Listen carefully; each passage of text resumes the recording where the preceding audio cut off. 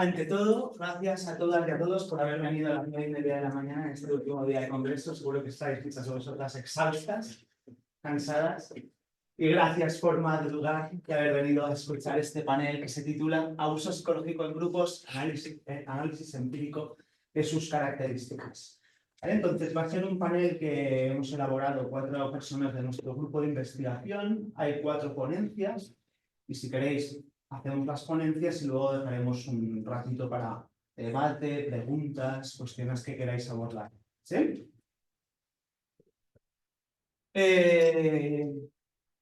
Voy a hacer una brevísima introducción antes de realizar la primera ponencia. El objetivo de este panel es básicamente aportar o comunicaros las últimas investigaciones, los últimos hallazgos que estamos obteniendo desde distintos miembros del grupo Invictus Investigación de la Universidad de Barcelona. Desde Invictus estamos realizando investigaciones desde el ámbito académico para tratar de comprender el fenómeno de las sectas coercitivas o los grupos abusivos desde ya hace unas cuantas décadas. Hemos trabajado tanto la violencia o el abuso psicológico que puede experimentar una persona en un contexto grupal, en un grupo abusivo, como también las consecuencias a medio y largo plazo, tanto psicológicas, físicas como sociales, que pueden experimentar los exmiembros. ¿Sí? Estas son las 2 grandes áreas que hemos abordado del fenómeno, violencia y consecuencias. Antes de comentar algo más, me gustaría compartir con vosotras, con vosotros, la perspectiva de estudio o de análisis, de investigación que tenemos desde nuestro grupo de investigación. Nuestra mirada es básicamente desde la psicología social. Es decir, nos interesa sobre todo la interacción que se da en este tipo de contextos grupales abusivos entre los individuos, entre sus miembros, entre líderes o gente que tiene autoridad y los miembros. Pero sobre todo nos interesa comprender esas interacciones, ¿no?, entre las personas que se dan en este tipo de grupos. En este sentido, no analizamos, estudiamos el grupo en sí, por decirlo de alguna manera, o las características del grupo, sino las vivencias, las experiencias que tienen personas que han pertenecido o pertenecen a ese grupo.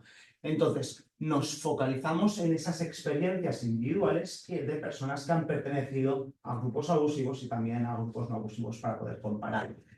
Sobre todo nos centramos en el abuso psicológico, en los procesos abusivos que se dan en este tipo de grupos, entendidos como un conjunto de conductas que no tienen nada de mágico, de esotérico, sino que son conductas abusivas que se dan tanto en este contexto como en muchos otros contextos, como el de la violencia de la pareja o el acoso laboral, evidentemente con muchas diferencias, pero al final es un proceso terrenal que se da en este tipo de grupos, este tipo de violencia. En nuestros estudios han participado profesionales, expertos, ¿vale? Algunos de ellos están en este congreso.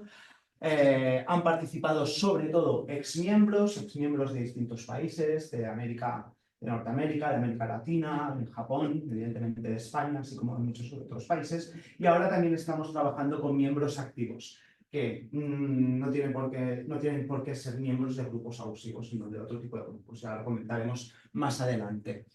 Nuestro enfoque es principalmente cuantitativo, es decir, utilizamos cuestionarios, normalmente online, para evaluar las experiencias de los participantes. Y luego también hemos tenido financiación gubernamental por parte del Ministerio de aquí de España a lo largo de estos años, que nos ha permitido, ¿no?, pues, realizar las investigaciones y también poder participar en distintos congresos internacionales como los de ICSA. Aquí hay una breve presentación de las 4 personas que vamos a exponer a lo largo del panel de hoy. Las he puesto en orden de aparición. Las he puesto en orden de aparición. ¿Vale? Yo soy Omar Saldaña, con nosotras estará Almudena Tela, que es investigadora en formación de la Universidad de Barcelona, está comenzando su doctorado para entender el fenómeno. Está Emma Antelo, que ya es doctora en psicología y también profesional de la intervención. Su tesis la hizo sobre este fenómeno. Y está Inés Lobey, que es profesora de la Facultad de Psicología de la Universidad de Barcelona y además una gran profesional dentro de la psicología forense, y a partir de su intervención profesional ha abordado distintos casos a nivel judicial sobre el fenómeno de los grupos abusivos. En mi caso, os voy a presentar una primera ponencia que he titulado El papel de los fundamentos morales en la perpetración del abuso psicológico en grupos. Os decía que normalmente desde nuestro grupo de investigación abordábamos el abuso psicológico experimentado por los supervivientes de grupos abusivos, es decir, qué estrategias abusivas experimentaron durante su involucración en el grupo y también luego qué consecuencias han tenido esas experiencias de abuso. En los últimos años estamos dando un giro y tratando de analizar un fenómeno algo más sensible, si no fuera sensible el otro, ¿no? Pero quizás un poquito más, porque entendemos que en este tipo de contextos grupales, donde hay una dinámica abusiva, los miembros, si bien, sobre todo cuando se unen, ¿no? Todos si son también según las generaciones, sufren abuso, pero en ocasiones también pueden llegar a perpetrar algunas conductas abusivas siguiendo la dinámica grupal. Es decir, a él, a ella le aíslan de su familia, pero en ciertas ocasiones también puede decir cosas para que otro miembro se aleje de sus familiares. Sí, es decir, puede haber un doble rol como víctima, pero también como persona que realiza algunas conductas que luego, cuando sale del grupo, puede considerar poco éticas o incluso abusivas y sentir mucha culpa por haberlas realizado. Entonces, estamos tratando de estudiar este otro fenómeno, el de la perpetración de abuso psicológico.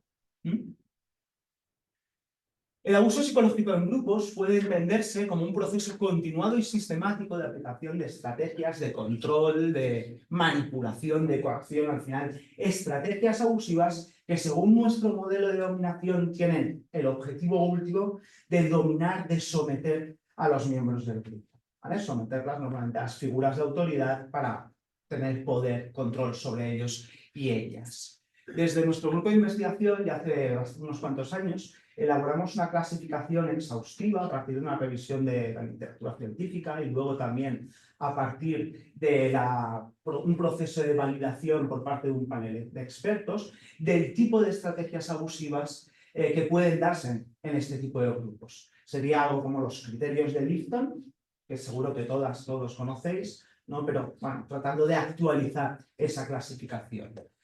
Es un conjunto amplio de estrategias que al final se clasifican en estas 6 categorías que veis representadas en la diapositiva.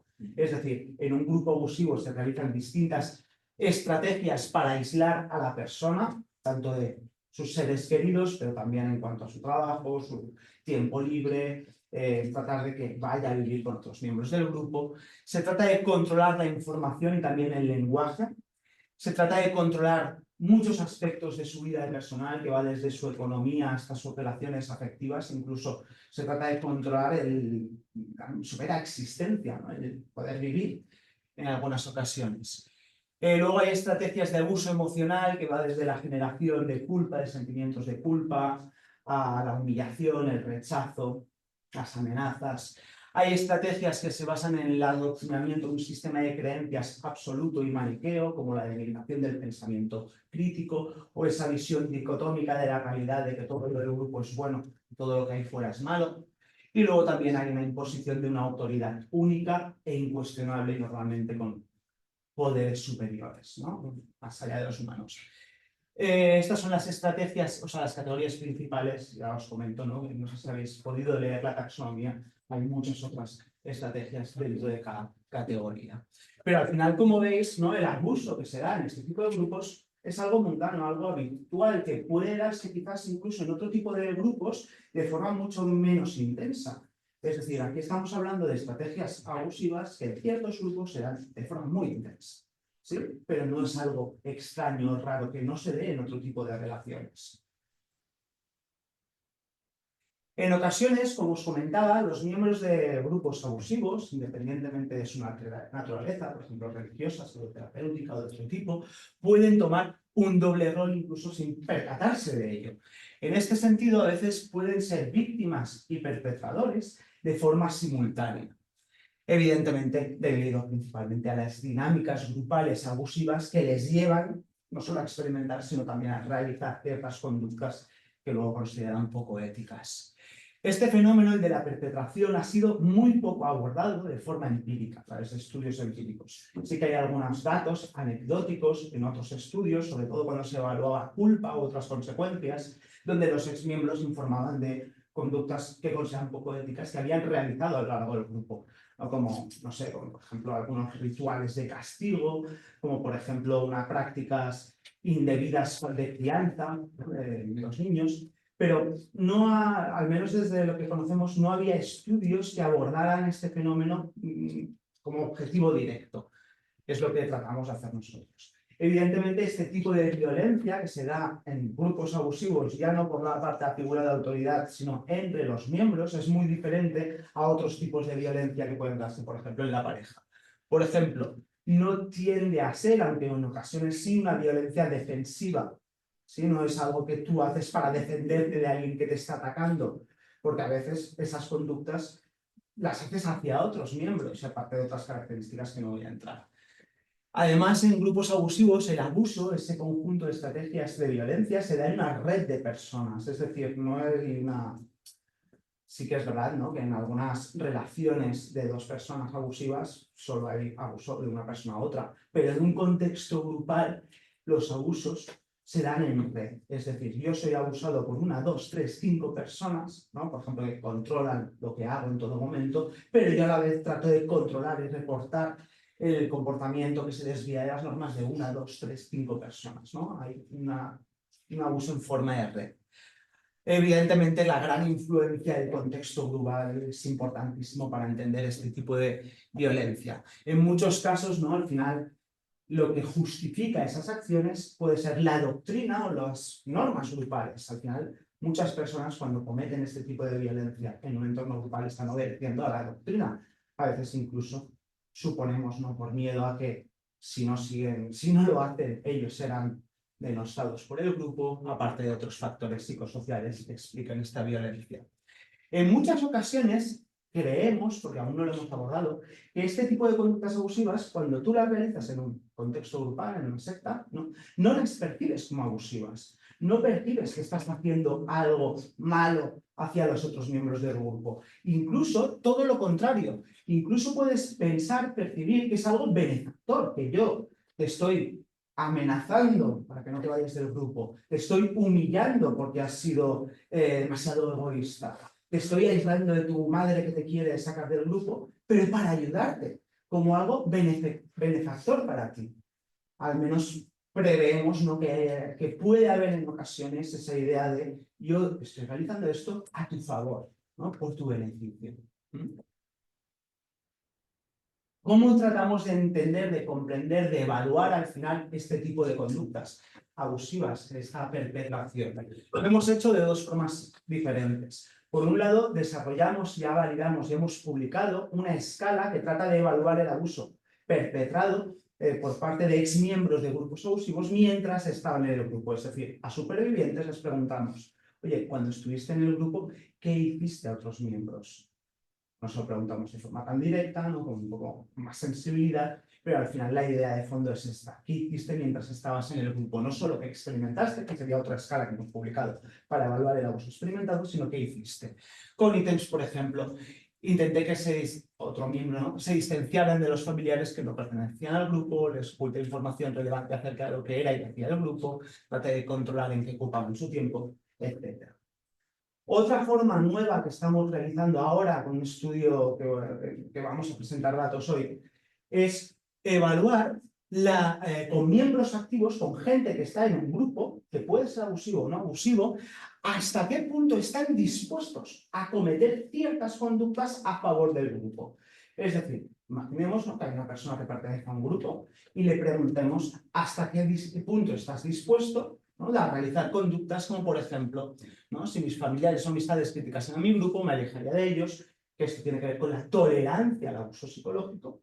O, por ejemplo, evitaría que otros miembros accedieran a mi información considerada inadecuada por mi grupo, que tiene que ver con el control de la información. Por ejemplo, vigilaría a los miembros del grupo para garantizar el cumplimiento de las normas, ¿sí? U otro tipo de ítems que evalúan ya sea la tolerancia al abuso psicológico o la disposición a cometer conductas que son abusivas realmente hacia otros miembros del grupo. Recordad, aquí estamos hablando de disposición, intención conductual. No quiere decir que lo hagan. Estamos evaluando hasta qué punto estarían dispuestos. Ya sabéis, ¿no?, que desde la actitud, desde lo que creemos a lo que luego hacemos, puede haber un salto. ¿Sí?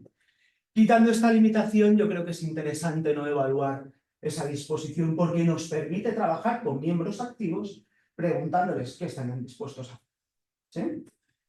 Algo que si preguntáramos por qué haces, pues quizás la desigualdad social pues, jugaría un papel relevante para que se sesgue mucho la información.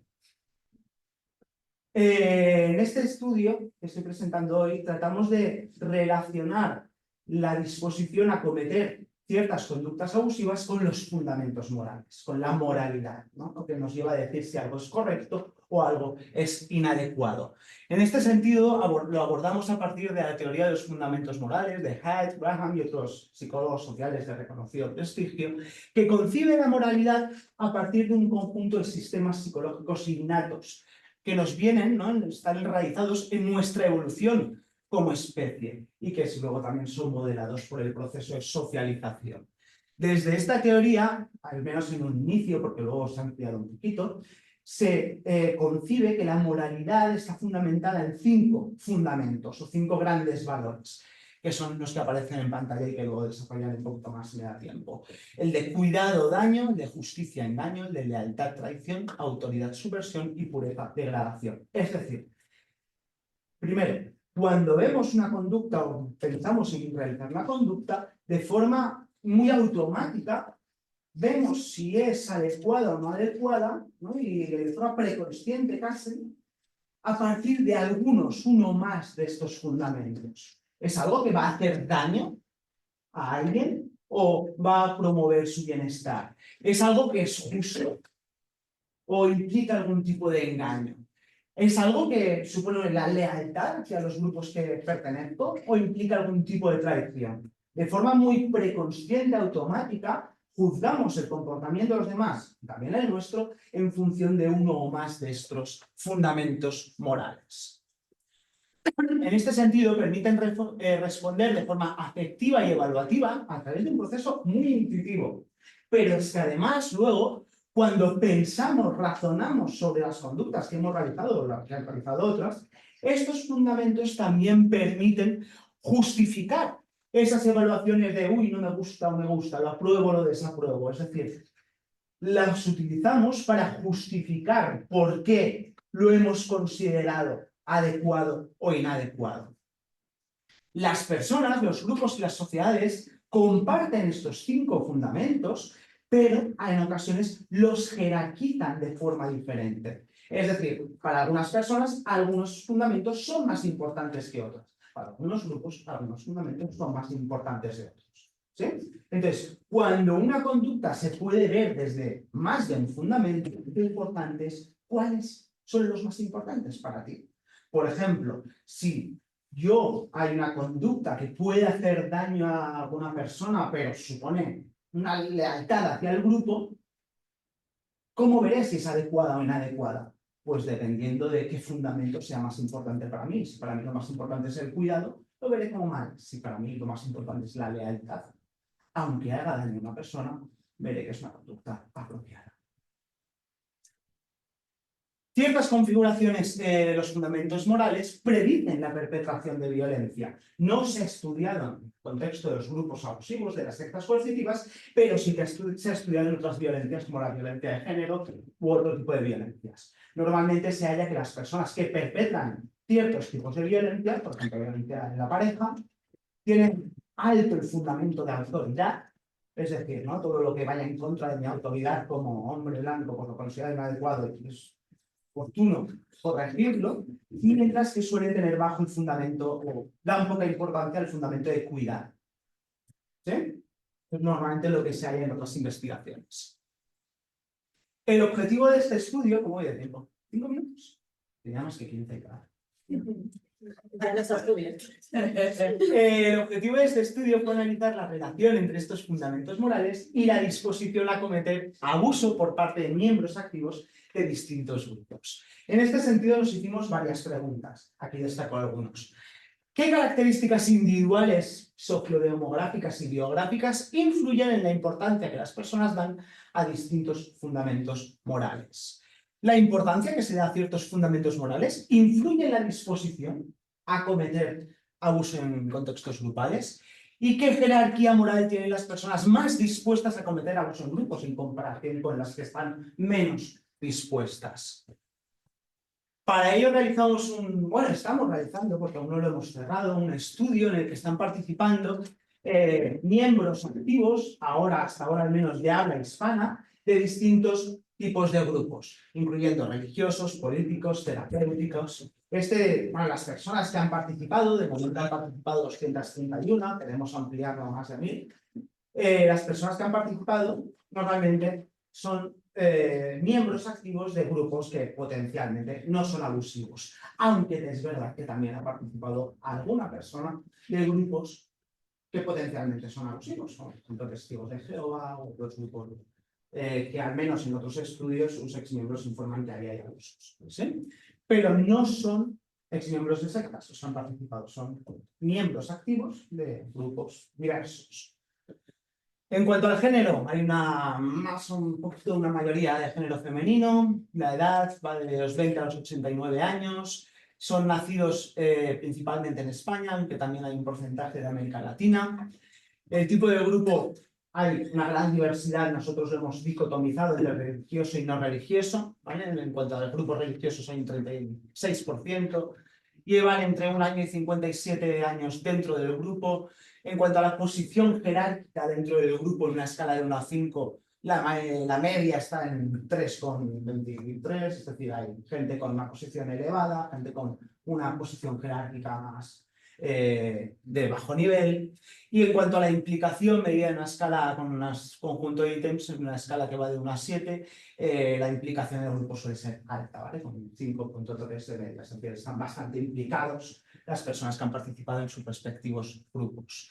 En cuanto a criterios de inclusión, tenían que tener más de 18 años, ser mayores de edad, tendrían que haber estado en el grupo más de 1 año y además pedíamos que respondieran pensando, pues, siendo miembros activos de un tipo de grupos determinados. Religiosos, políticos, da igual el tipo, pero normalmente concebíamos que hubiera un valor de fondo dentro del grupo, es decir, que no fueran grupos de amigos o las familias. ¿Sí? Pasamos un cuestionario que incluyó un conjunto de medidas amplio. Aquí he destacado, quiero destacar la escala de tolerancia al abuso psicológico en grupos, que es una que hemos elaborado nosotras y que en esta comunicación comentaré, el cuestionario de fundamentos morales para evaluar la moralidad y las otras escalas las comentará en la presentación de Almudena. En cuanto a los resultados, en primer lugar se analizó la jerarquía moral de todos los participantes, resultando en que los fundamentos de cuidado y justicia son los más valorados, los más importantes para los participantes, siendo el principio de autoridad o supervisión el menos importante. ¿Vale? Esta es la jerarquía moral de todos los participantes. Dan más importancia a lo que implica cuidado y a la justicia al evaluar las acciones de los demás.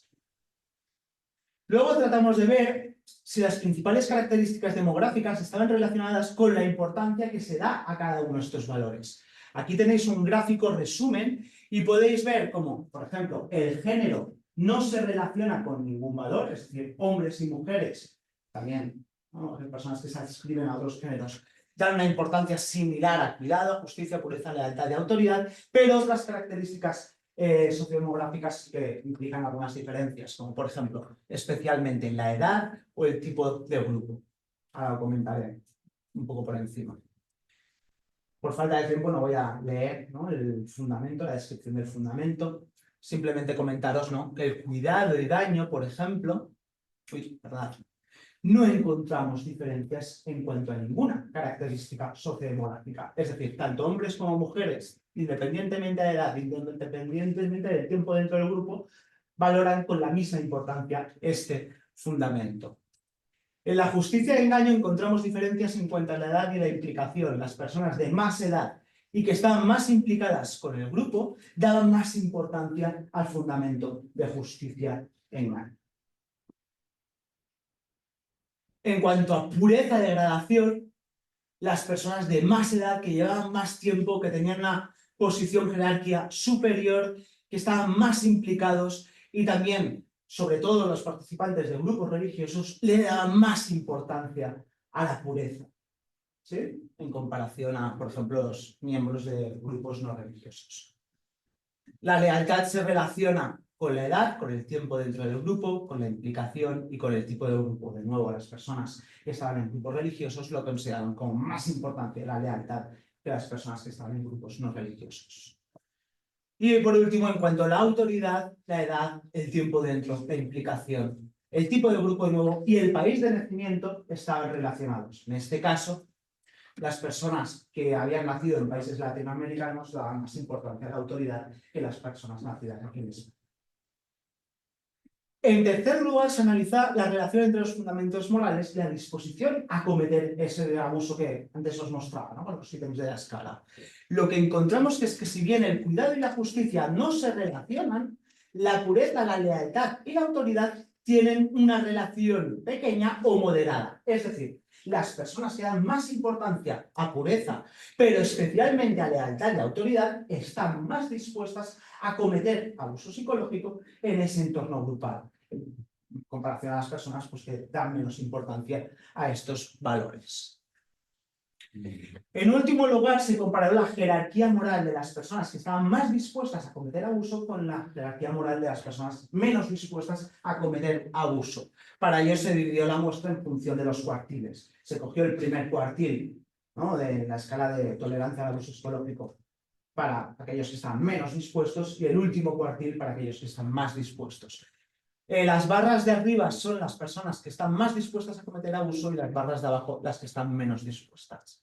Si veis los resultados de las pruebas estadísticas, no hay diferencias ni en el cuidado ni en la justicia. Es decir, ambos tipos de participantes dan la misma importancia al cuidado y a la justicia, que si os fijáis son lo que valoran como más importantes.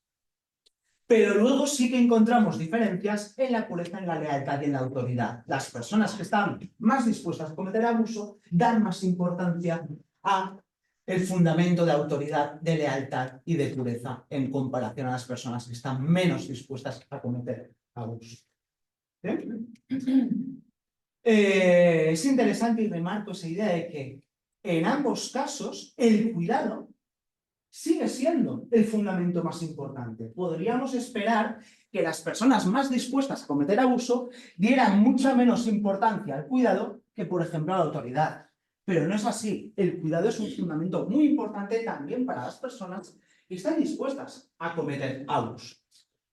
Voy acabando ya, por el tiempo. Yo creo que esta investigación, que estamos aún en proceso, arroja resultados interesantes a la relación a dos cosas que no se han estudiado, al menos relacionadas, los fundamentos morales y la disposición a cometer abuso en este tipo de contextos del que estamos hablando en este congreso, en contextos grupales. Los fundamentos de autoridad, lealtad y pureza están relacionados con la disposición a perpetrar ese abuso. Las personas de más edad, vinculadas a grupos religiosos especialmente, durante más tiempo y más implicadas, dan más importancia a esos fundamentos. Y finalmente, las personas más dispuestas a cometer este tipo de violencia no minusvaloran los fundamentos de cuidado y justicia. De hecho, para ellas también son los más importantes. Y eso para mí tiene una implicación interesante. Por un lado, a nivel de intervenir por miembros activos de grupos que puede haber ciertos abusos, puede ser interesante confrontar la autoridad, la lealtad y la pureza cuando implican realizar conductas que pueden considerarse poco éticas o abusivas. Es decir, tratar de confrontar, ¿no?, si realmente realizar esa conducta es ética, es moral, aunque corresponda, ¿no?, a seguir al grupo, a la lealtad, a la autoridad, a la pureza, son las normas principales. Pero por otro lado, entiendo que es necesario resaltar la naturaleza abusiva de esas acciones que al final están socavando el bienestar de otros miembros del grupo. ¿Por qué? Porque, aunque no podemos afirmar con datos empíricos, entiendo que muchas personas, aislar a la persona de sus familiares cuando están en contra del grupo, no lo perciben como algo abusivo. Lo perciben, como decía antes, como algo benefactor para el otro miembro del grupo. Entonces, Resaltar la naturaleza abusiva de esas acciones puede ser importante porque si llegan a verlo así, se activarían esos fundamentos de cuidado que tanta importancia daban y por lo tanto quizás no estarían tan dispuestas a cometer ese tipo de acciones que realmente sí son abusivas. Evidentemente tenemos que continuar investigando el fenómeno. Ahora estamos tratando de alcanzar una muestra mucho más amplia, también una muestra intercultural con personas de Estados Unidos, también más gente de España, y sería evidentemente conveniente que en la muestra participaran personas que pueden estar en un grupo potencialmente abusivo. Haya más frecuencia de este tipo de participantes. Perdonad por el tiempo, si queréis dejamos todas las preguntas al final de la sesión y le paso el turno a mi compañera Almudena Tello. Yo soy Almudena Tello, que no pelo, y bueno, voy a seguir un poquito el mismo estudio del que venía hablando Omar. Como él ha dicho, estamos mirando qué disposición tienen a actuar de determinada forma miembros de grupos no necesariamente abusivos, y yo voy a hablar como sobre todo de dos resultados que vamos teniendo así de manera preliminar mientras seguimos avanzando. Nosotros, bueno, para hablar de este fenómeno, hemos hablado, o le hemos dado un poquito el nombre, o se le da también un poco en la literatura previa, de conductas extremas a favor de un grupo. Uy, me equivoco de botón. Aquí. ¿Qué entendemos o qué son estas conductas extremas a favor de un grupo? Serían aquellas conductas que realiza un individuo cuando forma parte de un grupo con el objetivo de priorizar los objetivos de ese grupo o del líder de ese grupo o el bienestar de ese grupo o la cohesión dentro del mismo o que nadie se salga o que entre más gente por encima de aquello que sería lo más beneficioso para el bienestar o más relacionado con el bienestar individual de ese individuo. Como ejemplo de conductas extremas tenemos negar la mala conducta de tu propio grupo, hacer grandes donaciones de dinero o luchar y morir por el grupo, que son esas conductas que ya hemos visto que otros investigadores vienen relacionando con el concepto de la fusión de identidad. Omar hablaba sobre todo de esta conducta de tolerar o cometer abuso dentro del grupo, que no la sacamos de otro investigador porque la investigamos nosotros, y yo me voy a centrar sobre todo en estas dos, que son en las que nos hemos centrado más para este estudio. Pero antes de eso, tendríamos que explicar qué es la fusión de identidad, ¿no? Este concepto con el que se vienen relacionando o que parece que se viene estudiando en relación con estas conductas extremas, ¿no? A nivel de concepto, la fusión de identidad sería un sentimiento visceral, algo que siente una persona dentro, que fusiona su identidad personal y grupal, de manera que se vuelven una sola. De alguna forma, las personas que pasan por este proceso pasan a ver su propia identidad y la identidad que les une al grupo, su identidad social, como una sola. De manera que reaccionan de la misma manera cuando se interpela a cualquiera de las dos o actúan teniendo en cuenta como que son la misma, ¿no? Nosotros, dejando un poco al lado lo que se viene investigando, bueno, dejando al lado los influenciados por lo que se viene investigando en literatura previa, nos hemos centrado, por lo tanto, en dos tipos de conducta extrema. Lo que sería una violencia más exogrupal o violencia exterior, que ya tiene como un recorrido teórico y empírico, y se mide con la escala de disposición a luchar o morir por el grupo, que es el que decía Omar que hablaría yo, y aquí estoy hablando de eso. De su unidad del 2009, y la que es más nuestra, que sería la disposición o la violencia más endogrupal, dentro del grupo. Y la medimos con una escala propia que hemos llamado disposición a tolerar o cometer abuso psicológico dentro del grupo. Como decía Omar, estamos hablando de este estudio en el que nos centramos en miembros activos de grupos, no necesariamente abusivos. Por lo tanto, hablamos en todo momento de disposición a, no de conductas que se hayan hecho. Entonces, dos cositas que vamos viendo con resultados preliminares. Lo primero, ¿qué podemos saber sobre estos dos tipos de violencia, ¿no? ¿Qué variables se relacionan?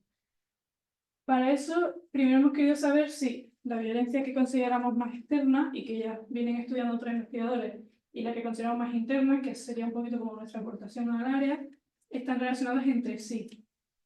Y lo que vamos viendo en esta muestra, los análisis preliminares, es que sí, que tienen una RD de Pearson alta, con un nivel, con una P menor de 0,01, o sea, una buena significación. Parece que aquellas personas dispuestas a defender el grupo ante amenazas también son las que están dispuestas a mantener esa violencia dentro del grupo.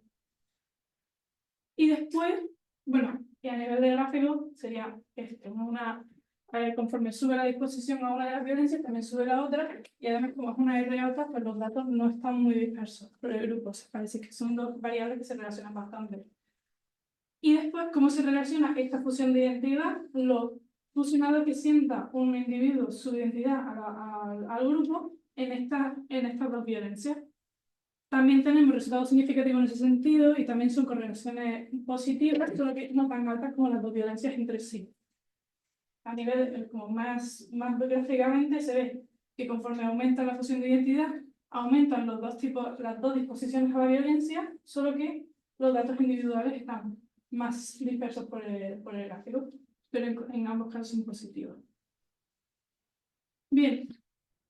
Y bueno, es difícil como intentar entender un fenómeno sin intentar ver qué variables sociodemográficas influyen en el mismo, ¿no? Nosotros hemos mirado por un lado sociodemográficas y por otro lado variables más grupales. Sociodemográficas, edad, género y país de nacimiento, que ya he introducido Omar en la parte de método de su presentación. Tenemos, bueno, sí, más mujeres que hombres, muchos españoles y algunos latinoamericanos. Y bueno, grupos religiosos y no religiosos.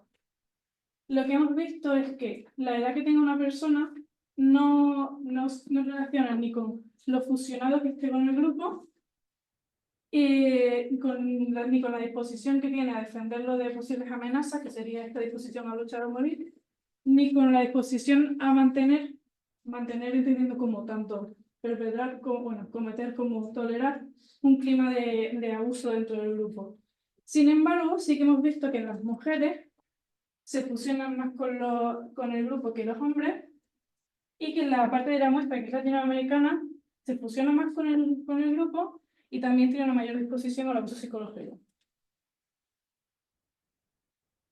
En cuanto a factores más grupales, que no dependen no son como tal del individuo, sino del grupo, de la relación del individuo con el grupo, tenemos que los grupos religiosos, las personas que pertenecen a grupos religiosos, fusionan más su identidad con este grupo, más que aquellos que son políticos, sociales y otros tipos de grupos.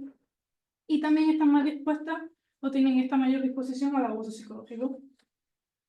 Las personas que llevan más años dentro del grupo tienen una mayor fusión de identidad con el mismo, pero no necesariamente están más dispuestas a la violencia. Y las personas que tienen una menor posición jerárquica dentro del grupo, bueno, al revés, las personas que tienen una mayor posición jerárquica dentro del grupo, curiosamente son las que menos fusionadas están y también las que menos dispuestas están a pelearse por el mismo. Las personas que conforme suben a la escala, subimos por la escala, encontramos personas que no darían tanto por el grupo y que tampoco están fusionadas a nivel de identidad, ¿no? Y luego, en cuanto a implicación, sería como de implicado está la persona en las actividades y la importancia que le da al grupo, encontramos que las personas más implicadas también son las que están más fusionadas y las que estarían más dispuestas a defenderlo, pero no necesariamente las que tolerarían más abuso dentro del mismo. Después de eso, que es como una especie de screening de ver cómo son, que explica o cómo funcionan o cómo son estos fenómenos, queríamos poner un poquito a prueba una cosa que se llama la hipótesis del actor de voto. La hipótesis del actor de voto viene de la teoría de los valores sagrados, que dice que hay valores que tienen un componente, una carga principalmente identitaria y que por lo tanto serían superiores a todos los demás. Pues hay valores que no cambiaríamos por otros o que no cambiaríamos por ningún tipo de beneficio, ni económico de ningún tipo.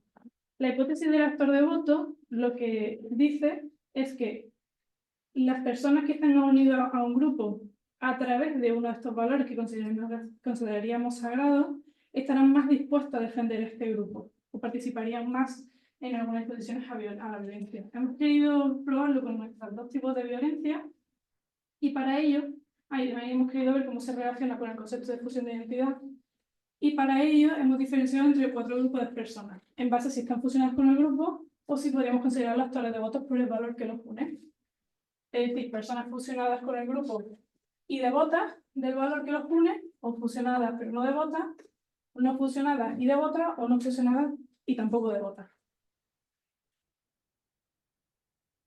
Y bueno, no sé hasta qué punto, bueno, a mí por lo menos me parecía interesante saber si la gente está en el grupo porque el valor le parece sagrado, o está en el grupo y es que está fusionado con ese grupo más allá de su relación con el valor, ¿no?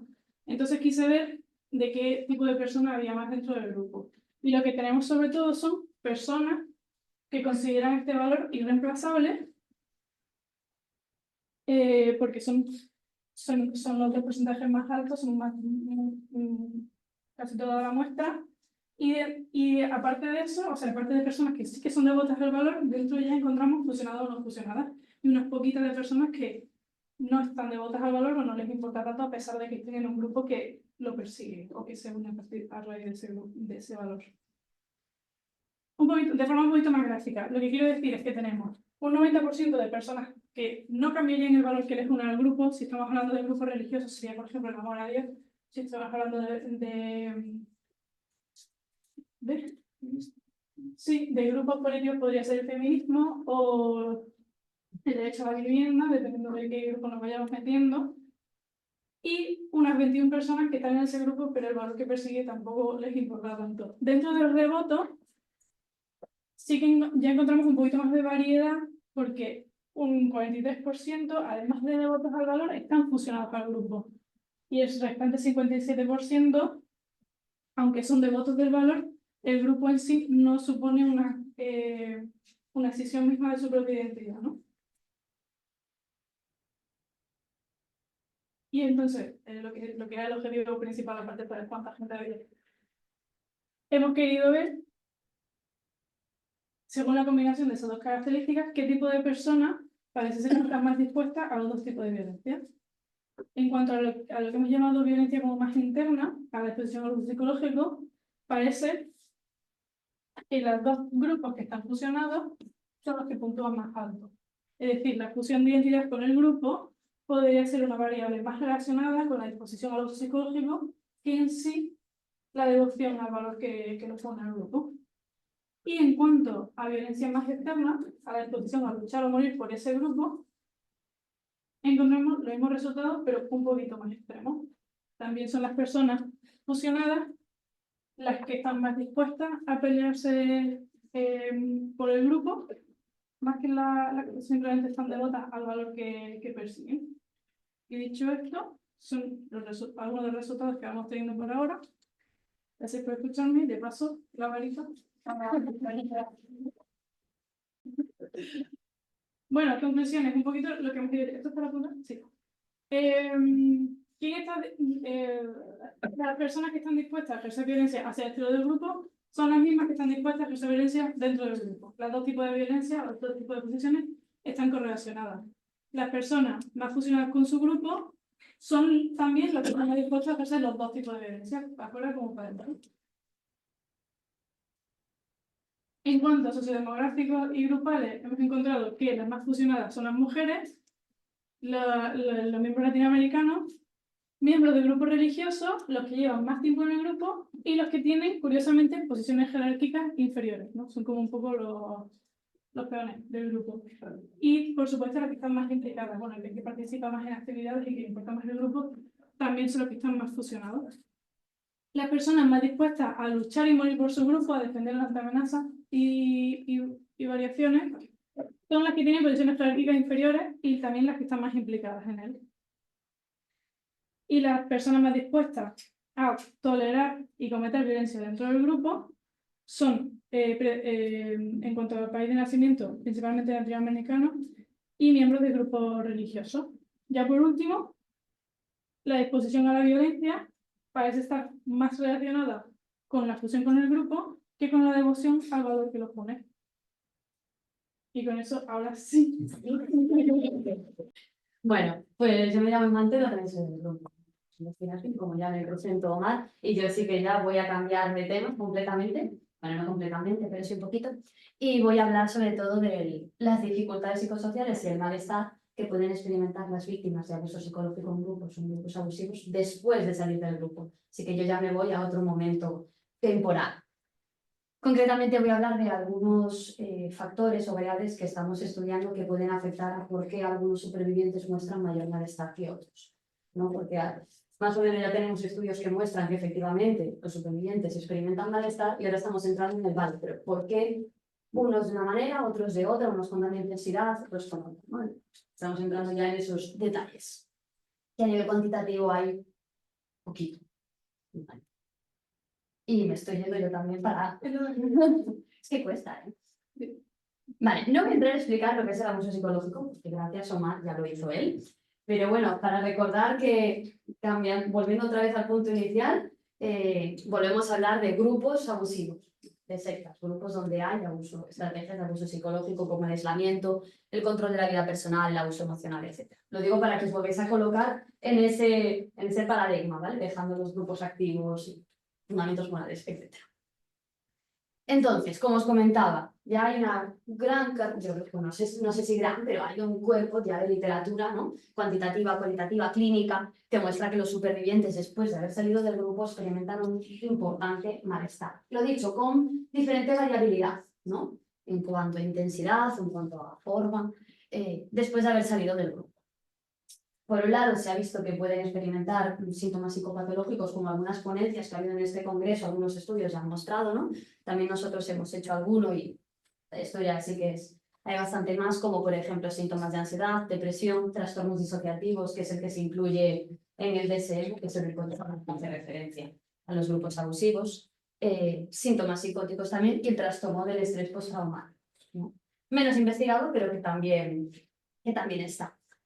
¿Qué ocurre? Que aparte de esta psicopatología, ¿no? que quizá ya los psiquiatras prestarán más atención, bueno, fue la primera parte de mi tesis. Desde el grupo también dijimos, vale, pero hay toda una serie de malestar que quizá no llega a entrar dentro del DSM, ¿no? Pero que también está ahí y que es específica de esta población. Y bueno, nosotros le llamamos dificultades psicosociales, ¿no? Que suena menos psicopatológico. Y para quien quiera leerlo, bueno, tenemos publicada la taxonomía, ¿vale? Que quizá a algunos suena, que es que diferenciamos como 4 categorías. Dificultades emocionales, que aquí esto englobaba, por ejemplo, sentimientos de culpabilidad por todo lo que se hizo en el grupo, duelo, la pérdida no solo por los seres queridos que se han podido quedar dentro, o por lo que perdiste al entrar en el grupo, también por el tiempo, ¿no? O sea, pérdida de todo lo que os podéis imaginar. También rabia, tristeza, baja autoestima, esto entraría aquí, ¿no? También dificultades cognitivas, pues por ejemplo, dificultad para tomar decisiones de una manera autónoma, una dificultad para pensar de una manera más flexible, porque en el grupo era todo o nada, ¿no? Por ejemplo.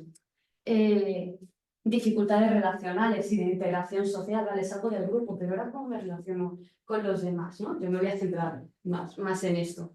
Puede ser algo tan básico desde cómo nos saludamos, porque quizá en el grupo había un lenguaje concreto, pero también pues, cómo hago un currículum. Llevo 20 años en este grupo y ahí trabajábamos en el grupo. ¿Para qué hago yo para buscar trabajo? ¿Cómo busco alojamiento? ¿Cómo establezco relaciones íntimas con los demás? ¿Puedo volver a confiar en alguien?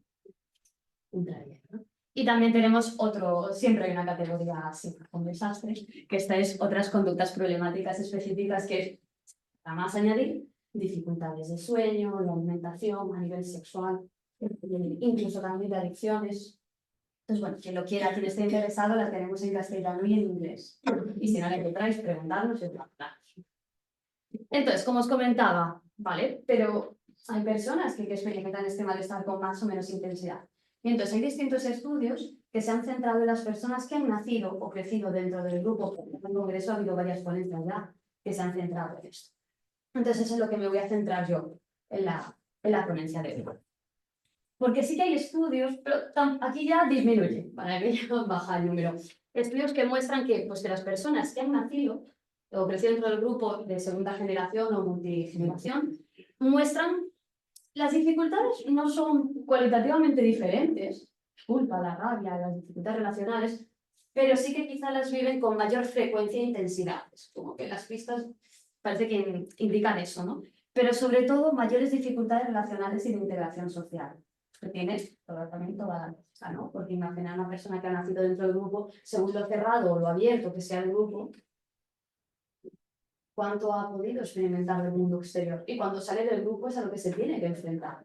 Y bueno, hay estudios cualitativos, ¿no? Que en nuestro estudio también hicimos preguntas abiertas y lo escribían, que cuando salieron del grupo se sentían alienígenas, que se sentían como si estuvieran en la luna, que no sabían cómo hacer lo más básico, eso, cómo hacer un currículum, ¿no? O cómo hablar, por ejemplo, cómo hago un amigo. Y sobre todo también se vio que había un añadido, ¿no? Que lo pongo aquí porque va a ser central en esto, que es la familia. Que tú naciste dentro del grupo, entonces tus padres quizás siguen allí, quizás han salido contigo, pero y si no, todo el sentimiento de rabia, por ejemplo, hacia tus padres, ha sido por ti que estoy en este grupo, ¿no? Si sales del grupo, ¿cómo comes eso? ¿No? ¿Cómo te enfrentas a eso? ¿Cómo mantienes ese vínculo con una familia? Si es que lo puedes mantener, ¿no? Porque hay grupos que lo cortan de pleno. Pensemos, por ejemplo, Testigos de Jehová. Sales, y si sales, olvídate de volver a relacionarte con tu familia y más cosas. Pues claro, ¿cómo lidias con eso? Entonces, ¿por qué? ¿No? ¿Por qué? Lo dicho, no hay muchos estudios, pero alguno que yo encontré, sobre todo a nivel más cualitativo, decía, pues puede ser que las personas que nacen o crecen dentro del grupo, por estar más tiempo o por estar en ese momento más vulnerables, pues quizá tienen más probabilidad de ser víctimas de un abuso psicológico más severo. Y además en un momento vital, bueno, depende de la edad, ¿no? Pero si entras a los 5 años, pues en la infancia, y si entras en la adolescencia, pues con todo lo que implica la adolescencia. Búsqueda de identidad, querer parte de tu familia, ¿no? Pero son momentos vitales, son momentos de desarrollo vital claves. Es diferente a que, bueno, sea con 50 años, que también afecta, pero estamos de acuerdo en que es distinto. Y no lo he añadido aquí, pero también, y esto sí que, bueno, no he traído resultados cuantitativos, pero también una mayor probabilidad de ser víctima de abuso físico o sexual. ¿No? Que lo he dicho, no lo he puesto aquí, pero sí que con algunos resultados ya se empieza. A nosotros nos sale. Y lo otro, que claro, yo leyendo literatura sobre otros tipos de violencia, lo relacionaba mucho con el apego, que no sé cuán familiarizados estéis con este concepto, por eso voy a explicar un poquito, ¿vale?, de lo que es el apego sin intención de daros aquí una clase, porque si no, me voy a comer todo el tiempo de la charla explicando lo que es el apego. Pero diferentes estudios han mostrado, sobre todo en temas de violencia de género, maltrato infantil, abuso sexual infantil, que un trauma prolongado en el tiempo y interpersonal de otra persona puede afectar a nuestro sistema de apego negativamente y que en consecuencia se pueden ver agravados los síntomas de malestar, porque el apego nos ayuda también a manejar la adversidad, a manejar situaciones de trauma, ¿no? Pero al mismo tiempo el trauma también afecta. Entonces, ¿qué es el apego? Explicado así, si hay alguien experto en la sala en apego, por favor, que no me corrija. Entonces, cuando hablamos de apego, el sistema de apego, nos referimos a los vínculos afectivos de naturaleza social que hacemos con otra gente, ¿vale?, con otras personas.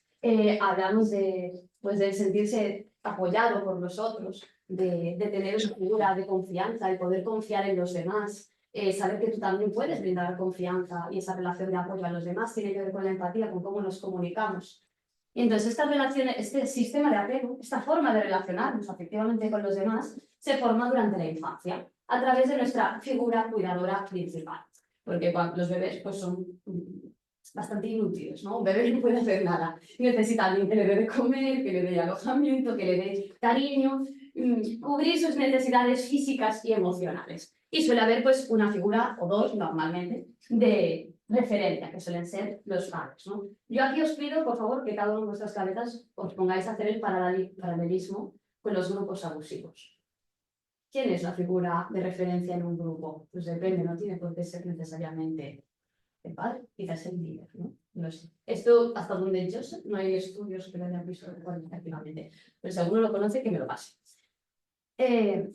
Entonces, a través de estas interacciones de pequeñitos, con nuestras figuras cuidadoras, establecemos lo que se llama un modelo de trabajo interno o modelo operativo interno, tiene un nombre similar, relacional. que es esta forma que tenemos de relacionarnos con los demás. Por ejemplo, imaginar un bebé que está llorando, ¿vale? Hay una situación de amenaza, peligro, y llora, grita, y viene el padre o la madre y dice, ay, cariño, no te preocupes. Se baja la ansiedad, el bebé sabe que hay una persona ahí en la que puede confiar, hay una regulación emocional. 5 minutos, Dios mío. Bueno, os lo explico todo ahora y luego. Bueno. El bebé sabe que hay alguien allí, de cuidado, ¿no? Alguien que puede confiar. Pero ¿y si no? ¿Y si el bebé llora y no aparece nada? ¿No? Imaginemos padres que quizá están por otra cosa, que quizá están haciendo tareas del grupo, que quizá están distantes o que tienen un estilo muy autoritario. El bebé aprende que me las tengo que apañar solo. O sea, tengo que ir por mi cuenta, ¿no? ¿Cómo será entonces su forma de relacionarse en el futuro? O pensar, por ejemplo, pues unas figuras cuidadoras que a veces están accesibles, pero otras veces no. Entonces el bebé no sabe cuándo está esa figura y cuándo no. Entonces quizá, vale, pues tengo que llorar más. Tengo que ser más dependiente, necesito más validación, ¿no? Y eso pensar, por ejemplo, en personas con mucho miedo a ser rechazadas, que tienen más esa dependencia emocional. Es muy rápida. Yo para el estudio me he basado en la teoría del apego adulto que diferencia dos dimensiones, la de ansiedad y la de evitación. Cuando hablo de la dimensión de self-ansiedad, me refiero al nivel que tenemos aquí las personas de, por ejemplo, el nivel de miedo a ser rechazados o ansiedad en las relaciones. Por eso se habla del self, porque tiene que ver con uno mismo. Y cuando hablamos de otra evitación es el nivel en el que las personas nos distanciamos del resto por miedo a ser heridos. Pues por ejemplo, imagina a una persona que prefiero no establecer relaciones íntimas porque me van a hacer daño. Y según eso podemos diferenciar estilos de apego seguro o inseguro. Entonces el modelo que yo vengo aquí a explicar, que ya os lo podéis imaginar, es que las personas que han nacido o crecido dentro del grupo, ¿no? La edad de vinculación al grupo, puede influir en la probabilidad que tenemos de sufrir más o menos abuso psicológico en grupos, que eso puede influir en el apego y todo ello puede influir en el malestar que se sufre después de salir del grupo. Y este es el modelo que yo quería probar. ¿Vale? Básicamente, probar este modelo de aquí. Me estoy haciendo miedo. Los participantes, curioso, pero de 416, esta es la muestra de habla inglesa. Tengo que replicar todos estos resultados con la muestra de habla española, que llevará un tiempo también, porque son otros 400. Pero bueno, eran 196 personas que entraron en el grupo durante la vida adulta y 220 que nacieron o crecieron en el grupo. Entonces, curiosamente, pues fue así. Hay más personas de segunda generación y, sobre todo, como podéis ver, mujeres. Respecto al resto de variables, no entro en detalles, pero deciros que se controlaron estadísticamente, ¿vale? Para los análisis. Respecto a los instrumentos, hay dos que hemos hecho nosotros. Uno que es el de la escala de abuso psicológico experimentado en grupos y otro para medir las dificultades. Es un inventario que hicimos para medir el malestar específico. Si os interesa de nuevo, escribidnos. Y ya los resultados, que es lo que os he ido diciendo. El modelo, pues hacíamos de resumen que los resultados parece ser que lo apoyan. Por eso ya os podía resumir toda la presentación. Había una diferencia. Las personas que nacieron o crecieron en el grupo mostraron mayores niveles de abuso psicológico sufrido en el grupo, y no está aquí, pero también abuso sexual y físico. Vale. Tengo que añadirlo esto. Niveles de apego más inseguro, mostraban más ansiedad, más conductas de ansiedad, más necesidad de dependencia emocional y miedo a ser rechazado de los demás, que tiene sentido si pensamos en cómo funcionan estos grupos. Esa dependencia que se crea dentro del grupo, pues cuando sales del grupo no la vas a dejar en un día, ¿no? Esa forma de relacionarte, más si has nacido en el grupo. Y también conductas evitativas. Y a nivel de malestar, pues también las personas nacidas en el grupo mostraron mayor malestar y, sobre todo, dificultades a la hora de relacionarse y de integrarse. Voy a saltar esto, bueno, muchos datos, muchos números, pero quedaros con que, pues que había una relación entre la edad de entrada al grupo y el abuso psicológico en grupos, como ya os he dicho. Y lo único que yo quiero destacar de aquí, aparte de que los datos apoyan el modelo, ¿vale? Todas estas relaciones que os he dicho, es que, a mí al menos me pareció interesante, lo dejo ahí para estudiar, es que la severidad del abuso psicológico en grupos se relacionó con un estilo de apego más ansioso. Ese miedo a ser rechazado y relaciones quizás más de dependencia emocional, necesito más validación, pero por favor dime que no me vas a abandonar, qué miedo, ¿no? En cambio, no se observó una relación entre la severidad del abuso psicológico y las conductas más evitativas. que lo dicho, yo creo que tiene sentido por cómo es el abuso psicológico, porque lo que busca es someter a la otra persona, generar esta dependencia, ¿no? ¿Cuánto queda? Pues ya me he pasado completamente. Un minuto, pues, arreglado. Entonces, conclusiones. Pues que pues parece que personas que han nacido o crecido en el grupo hay más probabilidad de que experimenten un abuso psicológico más severo, que tengan estilos de apego menos seguros, que como curiosidad las personas adultas también. O sea, personas que entraron en la adultez también al salir del grupo mostraban unos estilos de apego más inseguros. Pero las personas nacidas en el grupo, pues, ¿no? Y un mayor malestar psicosocial. Lo dicho, tiene sentido, ¿no? Porque este abuso psicológico, no sé por qué me sale en inglés, que hit, golpea diferente por ser en la infancia. Vosotros imaginad que desde pequeñitos es aprender a obedecer a la autoridad, ¿no? Miedo al mundo, estar escuchando todo el rato, no te relaciones con los demás, que son malvados, que son peligrosos, ¿no? Que te controlen tu vida diaria y personal, con quién te tienes que relacionar, con ese sí, con ese no.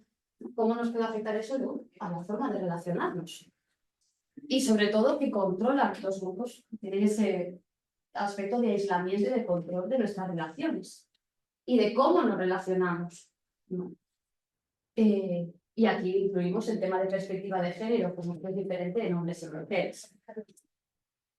Y yo le añadí aquí también, pues como idea, que ocurre cuando la figura parental la tiene el líder, ¿no? Porque en este yo os he puesto el ejemplo de figura cuidadora que está muy distante o figura cuidadora que puede estar a veces sí, a veces no. Pero ¿qué pasa si la figura cuidadora es amenazante, si es peligrosa, si nos hace daño? El niño busca esa figura cuidadora porque es la que cubre las necesidades, pero también te hace daño. Entonces, y esto suele llevar a estilos de apego que se llaman desorganizados, porque quieres y necesitas esa validación y tienes que ser rechazado, pero tienes miedo que te hagan daño, ¿no? Y por otro lado, que yo creo que es interesante seguir estudiando la figura de los padres dentro del grupo, ¿no? ¿Qué ocurre cuando los padres priorizan al grupo ante los niños? ¿Cómo viven esto los menores, ¿no? Me lo voy a saltar, porque para dar tiempo a la compañera y porque es un poco lo que he dicho, ¿no? Que es un ambiente donde no se promueve el desarrollo individual, el pensamiento crítico, la toma de decisiones, relacionarse con los demás, ¿no? Independientemente de la severidad del abuso. Es por haber sufrido el abuso psicológico en ese momento del desarrollo vital, o sea, más o menos. A nivel de implicaciones, pues decir que como terapeutas pues, o profesionales que se trabajan, que es importante recordar las peculiaridades, que no vamos a meterlos a todos en el mismo saco, ¿no? Y si alguno de vosotros aquí ha estado dentro de un grupo abusivo, también estoy segura de que cada uno pues, ha vivido sus propias particularidades y sus propias peculiaridades, ¿no? Y que es importante tener todo eso en cuenta, que no es todos los grupos abusivos iguales, y ya está, ¿no? Y sobre todo, una mayor necesidad de no olvidar este aspecto social, que la terapia cognitivo-conductual está muy bien, pero que no son todo condiciones, ni todo individual, que vivimos en un sistema, que vivimos en relación con los demás. Y que es importante por eso dar acompañamiento respecto a cómo nos relacionamos con los demás, los grupos de apoyo. Y yo aquí lo dejo caer, que durante las ponencias se ha hablado de el diagnóstico de trastorno disociativo específico del DSM, se ha hablado de estrés postraumático y yo pregunto, ¿y los trastornos de apego? Puede ser interesante también evaluar esas categorías, ¿no? No soy yo tampoco muy fan de las etiquetas diagnósticas, pero puestos a usarlas, no estaría bien tampoco olvidarse de eso. Y nada, solo como frase final que si los aspectos, que es una frase que me encanta, y entonces yo la meto cuando puedo, que si los aspectos centrales de un trauma psicológico es desconectarse de las otras personas o de nuestro entorno, la recuperación también se tiene que basar en crear nuevas conexiones y recuperar esa confianza en los demás. Dicho esto, les cedo la varita.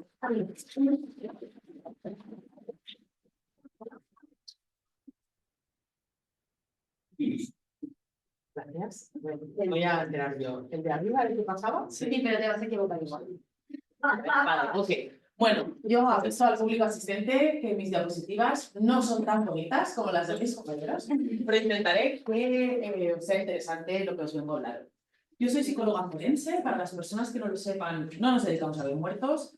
Lo que hacemos es hacer informes para los juzgados en casos donde hay alguna discrepancia normalmente entre dos personas, ¿sí? En el día de hoy, pues traigo casos, Tenéis razón, en la primera fue todo ya. Os traigo el caso de IF. IF es un menor de edad y acude al despacho su madre es, le he puesto la señora M, que es la madre biológica de IF, que tiene 15 años. El padre biológico de IF fallece antes de que él nazca y por lo tanto la patria potestad, la guarda, todo lo tiene su madre, ¿sí? Todo el mundo entiende el concepto de patria potestad, por tanto es la persona referente de ese menor, y a lo largo de los años, en el cuidado de IF, la mamá M cuenta con el apoyo de su madre y de su padre, ¿sí? Que están pues, como ejerciendo como abuelos, y ella pues deja a su hijo por las tardes, lo recogen del cole. Vale. El padre de M, ¿sí? Por tanto el abuelo materno de IF, es miembro de un grupo que aquí llamaríamos abusivo, que yo he preferido no nombrar, ¿sí? Pero que aquí llamaríamos pues, grupo abusivo, grupo sectario, ¿sí? Desde hace muchísimos años. Pero sigue en relación con su pareja, que es la madre de IF, con sus hijos, bajo ciertas normas, ¿sí? Que es que sus hijos y su mujer respetan sus creencias religiosas, pero que él no tiene que hacer proselitismo de las mismas y ellos pues no se meterán en lo que él haga. Bien, y viven ahí porque el señor, el abuelo materno y la abuela materna viven bajo el mismo techo, ¿sí? Y eso se respeta y así es. Y la familia accede a ciertos rituales familiares tocarlos, ¿sí? Por ejemplo, dejan de celebrar las Navidades, dejan de celebrar los cumpleaños, niño, ¿no? Cosas así, ¿no? Es decir, bueno, pues esto tú no lo quieres hacer, nosotros lo aceptamos y en alguna vez los hacemos por separado. Bien. Los años pasan y M deja a su hijo, a IF, al cuidado de sus abuelos, y al cabo de un tiempo, de repente, se entera, hacia el mes de septiembre de 2021, el hermano de M ve que su padre le dice cosas al oído a IF. ¿Qué le estás diciendo al niño? Nada, nada, cosas nuestras. Y empiezan a observar. Y empiezan a ver que lo que le está haciendo es, de alguna forma, compartir con él contenido religioso en contra de las creencias de M. M dice, se ha acabado. Se acaba la relación, no quiero que lo vuelvas a ver. Te he dicho que esto no quería que sucediera, fuera. Y entonces lo que hace es interrumpe las visitas con su abuelo y le pone una denuncia penal por abuso psicológico. Se abre un procedimiento penal en el cual no se le da la razón, pero que sigue su camino, la vía penal, y el abuelo de IF pide judicialmente vía civil relaciones, un régimen de visitas obligado con su nieto. ¿Sí? Lo que pide es, yo quiero tener mi espacio que sea reconocido judicialmente. Esto aquí en España se puede hacer. Los abuelos pueden pedir un régimen de visitas y los padres lo bloquean. ¿Sí? Y entonces aquí es donde yo conozco este caso. Y aquí me llega M y me dice, yo no quiero que mi hijo tenga relaciones con su abuelo. A todo eso yo le pido, como a todas las familias, le digo a M, tráeme todos los informes que tengas, tráeme todas las notas, todos los informes escolares, porque la madre me empieza a decir, es que el niño, hace 2 semanas, se negó a hacer un examen de naturales porque él no cree en las teorías de la evolución, porque él, Darwin, ¿eso qué es? No, que yo no voy a hacer este examen, y se plantó y no lo hizo.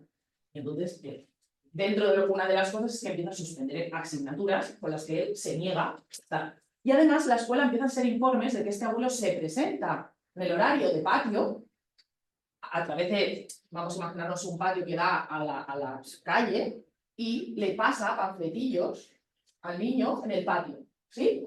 Entonces me dicen, yo no quiero. Entonces yo, pues eso, interrumpe las visitas, y yo conozco en 2022, eso es un caso, ya las traeré, la última sentencia es en junio de 2024, ya os avanzo, o sea, hace un mes. Tenemos que el 2022 el abuelo solicita vía civil. Los objetos de pericia, ¿qué había en mi informe? Esto que tenéis aquí son como lo que yo intento responder para decirle al juez o ayudar al juez en la toma de decisión de qué tiene que hacer con este régimen de visitas. No al lugar, pero se informó, hice una valoración del estado psicológico de la progenitora que evidenciaba que todo bien, pero que empezaba a tener sintomatología depresiva a raíz de todo lo que estaba pasando, porque como os imagináis, el conflicto familiar era latente y cada día, claro, el niño había cambiado rutinas del tipo, pues ahora antes de ir al colegio tengo que rezar. sea, yo ahora no puedo ir al cole. Ya veremos ciertas características particulares. Valoramos las competencias parentales y el modelo educativo de M, todo correcto, todo bien. Y donde me centraré hoy es en valorar el estado psicológico y psicopatológico del menor, ¿sí? Y analizar el impacto de la instrucción en creencias de tipo religioso en el bienestar psicológico, familiar y social. Yo sabía que existía un informe psicológico del procedimiento penal donde los peritos habían utilizado el concepto adoctrinamiento. Y es un concepto correcto que aquí utilizamos. Pero eso no gustó nada. Porque eso, aquí hay libertad de credo y eso no hay ningún tipo de adoctrinamiento. Entonces yo me curé en salud y dije, no utilices el término adoctrinamiento, vamos a poner instrucción en creencias religiosas, ¿sí? Pero sin decir la palabra adoctrinamiento, pero te lo digo, pero no te lo digo, ¿sí? Un poco a jugar un poco al despiste y que no nos saltemos cosas. Bueno, claro, ya me he ido para atrás. Perfecto. ¿Cuál era la metodología? Pues una metodología que correspondía a la evaluación de la madre, que la tenéis aquí, y una evaluación del hijo, que la tenéis aquí. Sesiones de entrevista, administración de pruebas, que ahora lo veréis, coordinación interprofesional. A este menor, como veréis, cuando empieza todo el lío familiar, en el 2021, a este menor le diagnostican un trastorno del espectro autista, que es detectado por cierta sintomatología rara. En la escuela, la mamá le lleva a un psicólogo, a una psicóloga que dice, uy, yo creo que tiene un espectro autista leve, pero tiene un tema. Llévalo al servicio público. Lo lleva al servicio público, le hacen toda la valoración y lo confirman. Judicialmente esto se utilizaba como la madre está fingiendo un trastorno porque lo que quiere es bloquear las visitas con su abuelo. Esto era la otra parte de lo que estaba diciendo constantemente. Por lo tanto, uno de mis papeles era explicarle al juez que este trastorno, uno, no se puede fingir, y venía además por el servicio público que lo había diagnosticado correctamente, y que es una cuestión que naces con ello, que no es una cuestión exógena, que es endógena esto. Pero ¿qué pasa? Que sí vemos que ese diagnóstico que él tiene empieza a empeorar con todo este proceso que aquí llamamos adoctrinamiento, pero que yo tengo que llamar instrucción.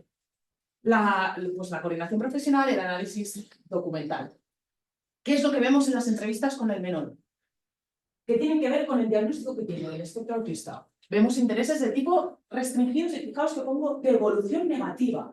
¿Qué significa? Por cierto, no lo he dicho. Cuento con el permiso de la madre de poder exponer este caso, que me ha dado el permiso para traerlo hoy aquí. ¿Sí?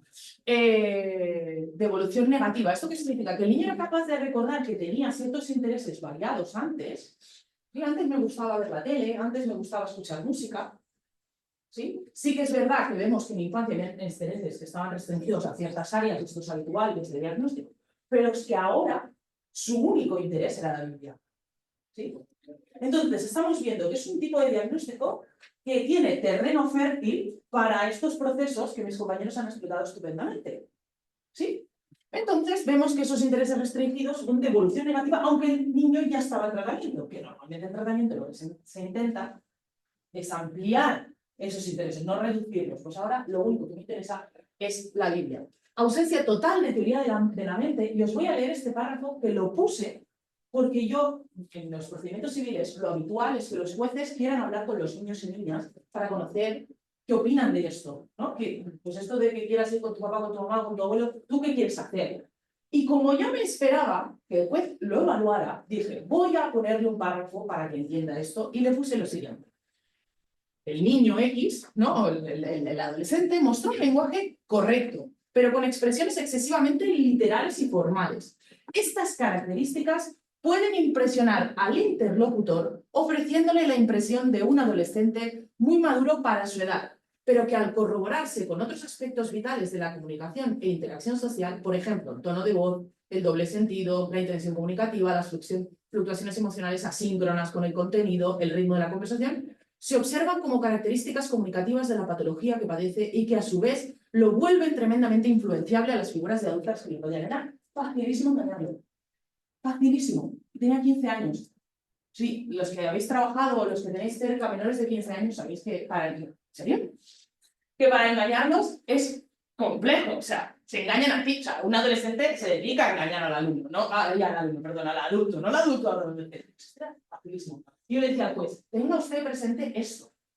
Veremos por qué. Bueno, y problemas con los iguales, que también iban a peor, porque era como, ya no me interesa estar con mis amigos. Entonces, bueno, ¿qué observamos también? Observamos que empezaba un cambio identitario.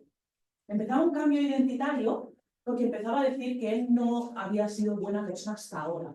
Ahora sí, ahora que ha abrazado la Biblia, ahora sí que soy buena persona. Empezaba a borrar, o sea, de repente era como, yo con mi familia no he hecho nada hasta ahora. Yo de lo único que me acuerdo es del viaje que hice con mi abuela a tal sitio. De su histórico, ya, costaba un montón de trabajo sacar, y eso no es típico de esta patología. Descripción positiva de un interés de tipo religioso, configuración de un sistema de creencias absoluto, porque era como todo tiene que ver con la religión, ¿no? Entonces, sí que es difícil esto. Por cuestiones, por los que si hay alguien que utiliza pruebas, nosotros aquí utilizamos yo valoré con el PAI-A, que es una prueba de personalidad, porque me interesaba ver eso que yo estaba viendo del cambio identitario, cómo lo podía probar cuantitativamente. Y efectivamente, el PAI, aparte de tema de la depresión emocional, que ya se apuntaba que había malestar emocional, salió elevada en las escalas de alteraciones de identidad. Sí. Entonces empezamos empezamos a poder probar, incluso cuantitativamente en la valoración de este chaval, que había una desorientación. Cuando vas a buscar qué significa esta escala elevada, que hay una desorientación identitaria. Imaginaros, ¿es normal en los adolescentes? Sí, pero que salga clínicamente significativo. Entonces, jolín, que me voy para atrás y para adelante. Bueno, aquí otros test, pero que da igual. Afectaciones. Entonces, ¿qué pusimos? Le explicamos al juez y le expliqué al juez que había una alteración, que era del neurodesarrollo, que era del tipo de grado 1, qué es lo que implicaba. Y entonces luego, aquí sí que dije, venga, todo lo que han hecho mis compañeros en la universidad, que sirva para algo. Y le dije al juez, oiga, no se puede, o sea, ya sabemos que la Convención de Derechos del Niño reconoce los derechos del niño a la libertad de creer. ¿Pero por qué esto no es libertad? Le vine a decir yo, ¿no? Pues no puede considerarse que IF escoja libremente profesar esta profesión porque, uno, la patología que padece no le permite la comprensión completa de la fe. ¿Sí? Por el tipo de pensamiento concreto, no puede comprender. Pero bueno. Pero además tenemos un segundo elemento, que la persistencia del abuelo en traspasar contenido de tipo religioso cuestiona la libertad de elección. Si constantemente este señor se presenta en la escuela, eso está explicado en el informe, se presenta en los espacios donde se relaciona para ofrecerle contenido, no sé hasta qué punto es el chaval el que está acercándose a esa fe o es que la fe se está acercando a él. ¿Y qué más dijimos aquí? Y aquí hicimos ¡bum! Todo lo que hace este equipo de la universidad lo vamos a poner en palabrejas. Vamos a ver, ¿qué es lo que vimos, no? Porque pues las creencias de tipo religioso que IF va interiorizando no solo lo empeoran el desarrollo de su patología, porque cada vez hacen que su mundo sea más blanco o negro, ¿sí? Sus intereses estén más restringidos, estén más aislados, que eso son características que ya está más marcada, sino que además se configuran en un circuito cognitivo cerrado, que en suma con el diagnóstico clínico que posee no le permiten valorar el grado de aislamiento en el que se encuentra, el grado de control y manipulación, el grado de control de vida personal, el adoctrinamiento y la imposición de todo lo que han dicho mis compañeros que trabajan en la universidad. Dije, venga, vamos a ponerlo aquí. ¿Y qué dijo? Y me avanzo a ver qué dijo el juez. Y aquí más cosas, ¿eh? Más cosas que pusimos. Esto, como veis aquí, mayo de 2022. En junio salió la sentencia y el primer juez, en el juzgado de familia, lo que me dijo a mi informe es el informe psicológico pericial, que lo tenéis aquí, aportado por la parte demandada, había cuenta de que el mismo no ha contado con la participación del demandante, o sea, como yo no había contado con el abuelo, a mí este informe no me interesa. Básicamente lo que viene a decir. Y fijaos, que os dije antes, yo porque ya me imaginaba que el juez iba a pensar que este chico era muy maduro, porque cuando lo escuchas a primeras parece muy maduro. Fijaos lo que dice aquí. De lo cierto es que la intensidad del mismo, el diagnóstico, no puede considerarse la naturaleza que pretende la madre, quien prácticamente niega la capacidad del menor para poder tomar una decisión. La madre está diciendo esto. La madre lo que está diciendo es, mi hijo no está comprendiendo lo que este señor le está diciendo. No que no pueda tomar decisiones. En efecto, y además de la madurez antes dicha, porque le había dicho que era muy maduro, percibido a través de la inmediación judicial, que yo como juez he percibido que es muy maduro. De hecho, este juez en sede judicial me dijo, usted me está diciendo que yo no le puedo preguntar a un chaval de 15 años si quiere con su abuelo o no. Evidentemente tuvimos un debate ahí sobre si yo lo creía o no, y yo le dije que eso, pues las recomendaciones de la psicología forense es que no se pregunte esto así. Y esto, bueno, pues la cuestión, junio 2022, le dan la razón al abuelo, le estipulan el régimen de visitas y le ponen visitas todos los miércoles, o sea, visitas semanales, y un domingo al mes en el que podía ir. Llamémosle misa, llamémosle como queréis llamarle. Obviamente hay una apelación. Obviamente hay una apelación, esto se va a la audiencia provincial y la audiencia provincial le dice, señor juzgador, usted no ha tenido en cuenta la multitud de informes técnicos existentes en el procedimiento que atentan, que señalan la especial vulnerabilidad, por favor. Es que no era solo mi informe, yo aquí he venido un poco a hablar de mi libro, pero estaban todos los informes que le diagnosticaban, todo lo anterior que ese juez no había tenido en cuenta. Es un déficit valorativo, y pretender desplazar hechos. Bueno, entonces aquí lo que quiero decir es que efectivamente hay un vínculo sólido con su abuelo, pero que claro, que este vínculo va en contra de lo que quiere su madre, ¿no? Entonces, se impone un sistema de relación personal entre abuelo en el que esté totalmente prohibido hablar de temas religiosos. La Audiencia Provincial de Barcelona prohíbe que en las visitas que interpone a través de punto de encuentro, por tanto, son unas visitas supervisadas por profesionales, se hable de temas religiosos. ¿Qué creéis? ¿Dejó de hablar o no? No. Yo cuando vine al punto de encuentro dije, efectivamente, pues nada, no pasa nada, pues aquí no os pongo, pero informes de punto de encuentro diciendo este señor no para, este señor no para, este señor no para. Seguimos. ¿Y qué pasa? Pues esto en el marzo de 2023 se presenta este señor en un hospital de urgencias de aquí de Cataluña diciendo que la madre había agredido al niño y que lo valoraron. Y entonces lo pasan a pediatría y se confirma por el informe de pediatría que todas las heridas son superficiales y poco consistentes. Y aquí se dice, pues nada, se cierra se había abierto un expediente de desamparo, se cierra. Muy bien. Mayo de 2023, este señor, el abuelo y su nieto y el abogado ya se presentan en comisaría de Mossos d'Esquadra para denunciar a esta madre por maltrato físico y tal. ¿Ve? La Degaya aquí sí que vuelve a abrir un expediente de desamparo y el menor es retirado de casa de su madre y se va a vivir a un centro residencial. Marzo 2023, os recuerdo que la sentencia es de marzo de 2023 y esto empieza en marzo de 2023. O sea, la audiencia provincial dice, usted no tiene razón y de repente tenemos una agresión física que no había pasado jamás, que no se había recogido jamás ningún tipo de violencia dentro de este espacio. Entonces, por avanzar, simplemente os traigo aquí la sentencia del Tribunal de Justicia, que el Tribunal de Justicia no está atendiendo, o sea, sigue el procedimiento judicial, pero solo en lo que hay judicialmente. Lo que está pasando a nivel social no lo está considerando todo esto, las denuncias, sino que sigue y vuelve a reafirmarse que ha quedado pericialmente acreditado que las enseñanzas religiosas la que ha venido, y fijaos lo que dice el tribunal. Lo que yo no había querido decir, lo había dicho con la boca pequeña, aquí sí que lo pone, son perjudiciales para su salud, bienestar, y aquí recoge todas las conclusiones que yo tenía. Y obviamente que, pues nada, que refuerza o vuelve a decir, sí, la audiencia provincial tenía razón, las visitas tienen que ser en entorno vigilado, como ya dijo la audiencia, junio de 2024, y a día de hoy tenemos que el menor sigue en un centro de protección porque no quiere ver a su madre y no la quiere ver y se refiere a ella como mi maltratadora, ¿sí? Y el abuelo sigue con el proceso de adoctrinamiento y aislamiento de su madre, porque sigue presentándose en el centro, gritándole, enviándole, tirándole papeles que tienen que ver con la iglesia, etcétera. Seguimos en ello, aunque yo he sido el perito y ya no tengo que acompañar a esta madre, sigo acompañando a esta madre, al menos de tanto en tanto con una llamada telefónica para ver cómo va todo. Ella me va pasando las sentencias y me ha dado todo el permiso, como os dije antes, pero ya veis que como un proceso judicial de este calibre, ¿no? Todo lo que hay, Llegar al Tribunal Superior de Justicia de Cataluña son dineritos, Son dineritos que la madre ha tenido que poner, que ha tenido que, sí, para pagar abogados, y aún así la relación con su hijo todavía no está resuelta y de difícil resolución tenemos ahora. Muchas gracias, siento que me he pasado el tiempo.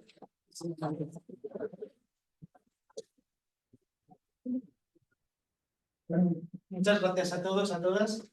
Estamos con el tiempo límite, queda un minuto para el cierre de la sesión, pero ahora toca descanso, entonces si queréis alguna duda, alguna cuestión que queráis comentar, yo creo que puedo dedicar 2, 3, 4 minutos a resolver las cuestiones que queráis comentar.